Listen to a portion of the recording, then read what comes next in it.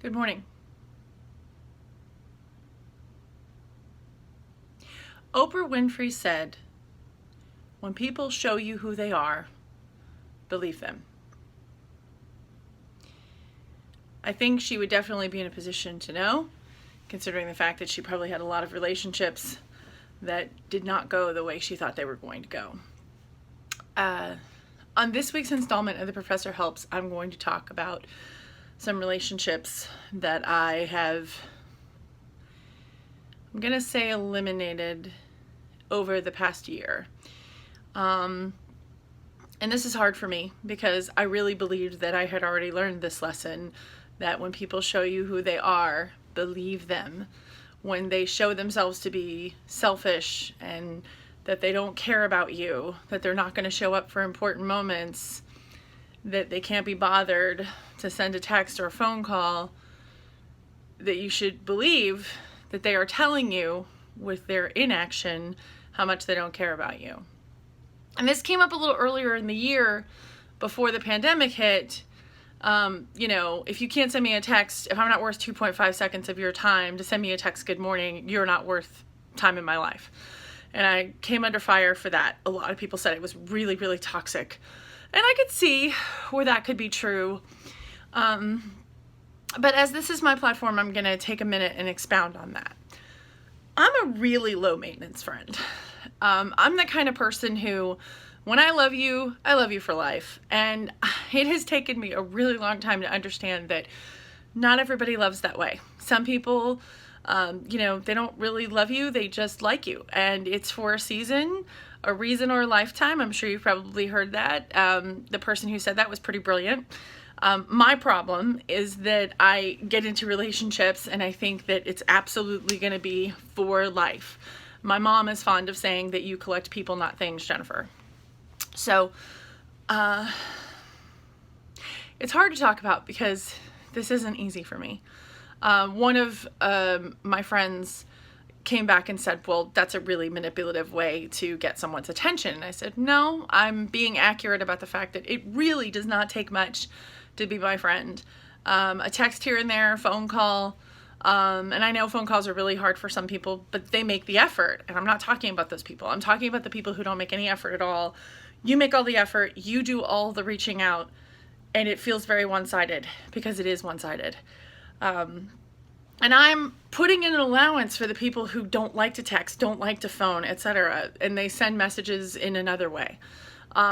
Recently, a friend of mine who I have not seen in a really long time sent me a basket of fantastic goodies, and I'm so proud of you for getting your new job. And it meant the world to me, not because of the fact that it was full of all these things that I loved. It was that it was so thoughtful and it was so out of the blue and it was such a sweet thing to do. And this is a friend who I probably haven't seen in a year, and we're really good friends. That's not who I'm talking about.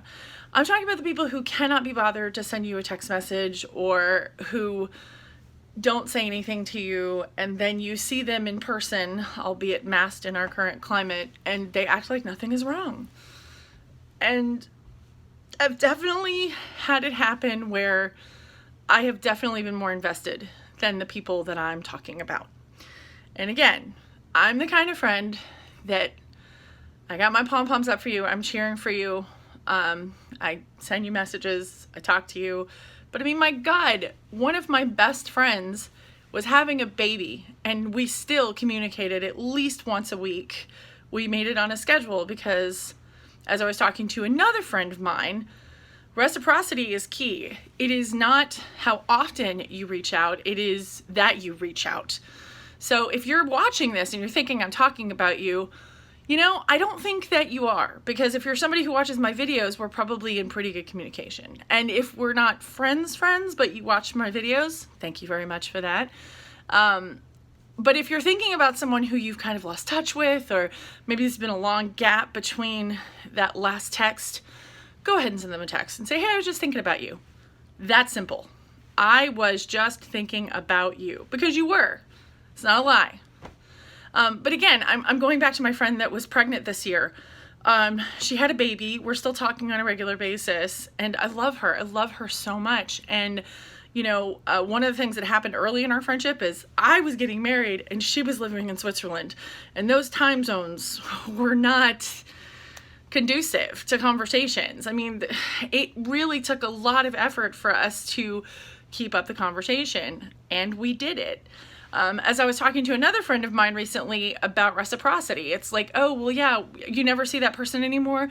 Right. Oh, well, what happened? Oh, I emailed her. She never emailed me back. It can be that simple. And listen, I get that not everybody loves the phone like I do. I get that. But if you're not the one reaching out and the other person in your relationship is the one reaching out, consider being the one to reach out. Because you don't want them thinking that you don't care.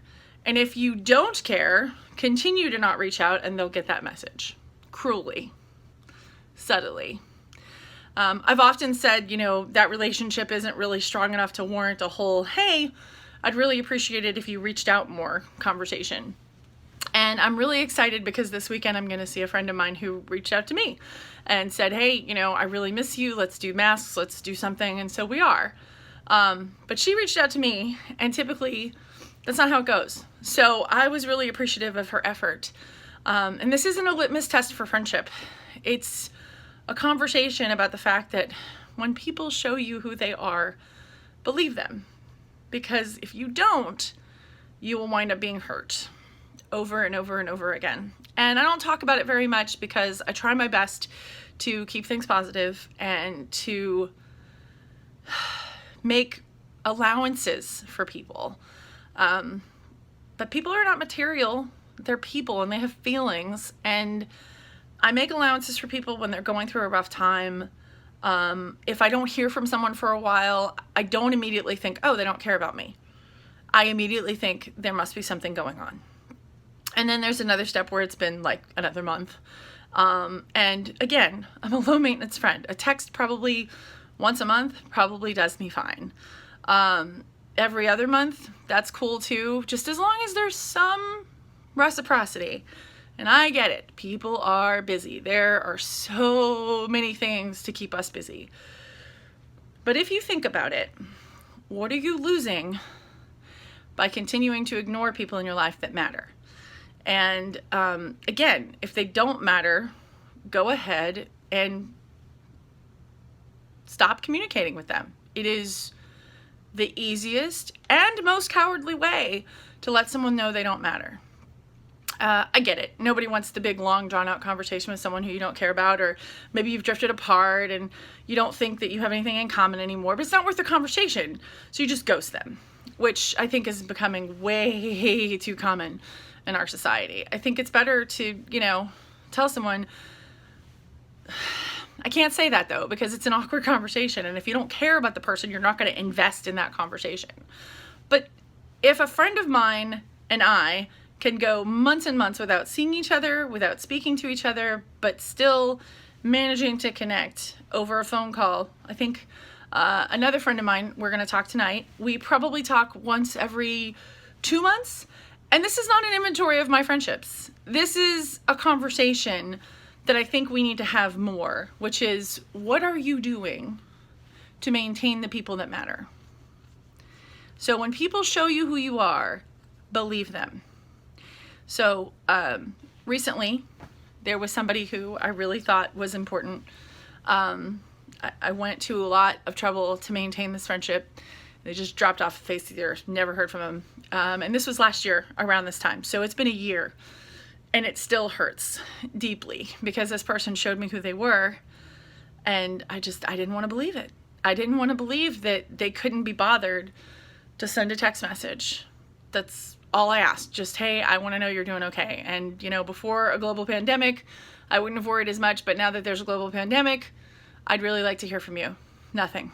Continued nothing. Absolute stonewall, nothing.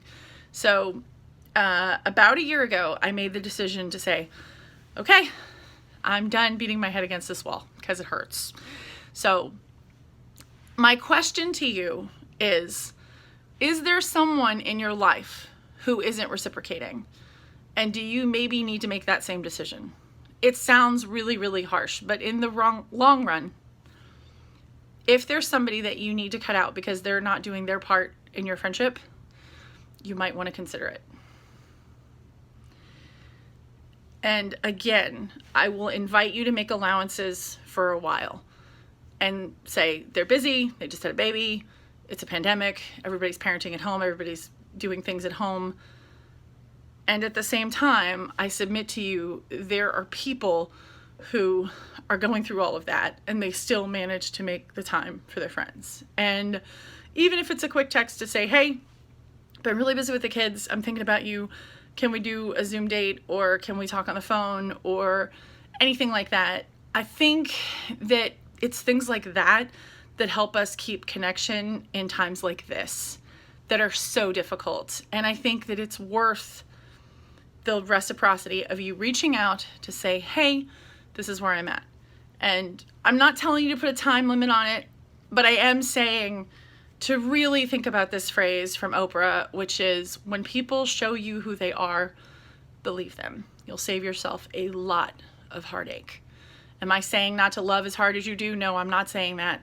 I'm not saying that, even though it's really, really hard to love this hard and be slammed this hard. I'm saying really, really think about where you want to put your efforts and what you want to do with your friendships. So ladies and gentlemen, that is the professor. That's this message this week. If you find this helpful, go ahead and hit that subscribe button. And then remember that I'm here every week to inspire you, to motivate you, and frustrate you. And this is the professor, signing off.